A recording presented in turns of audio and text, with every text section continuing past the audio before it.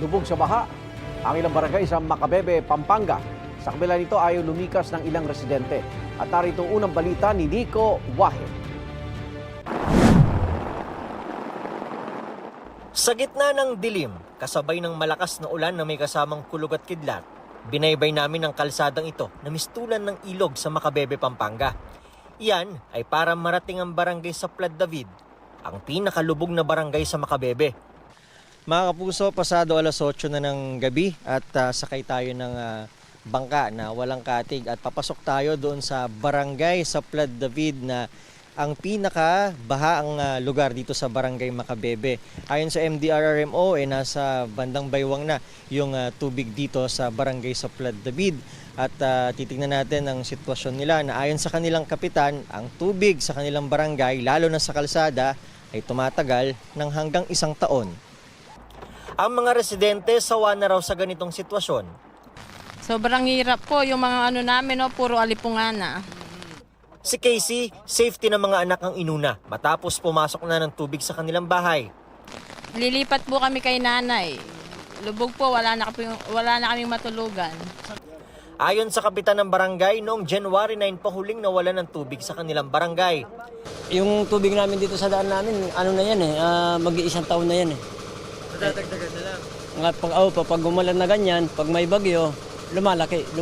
Sa amin pumupunta yung tubig.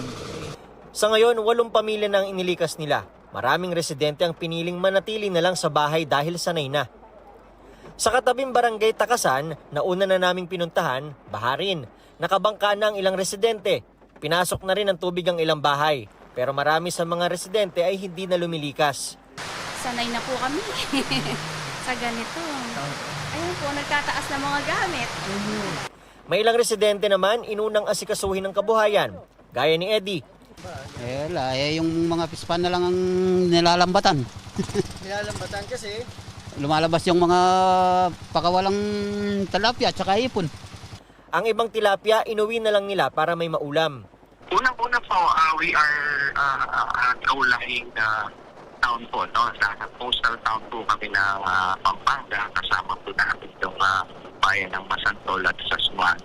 So, kami po ang pagsakan ng tubig from the Pampanga River Basin using the Pampanga River as the main drainage, no?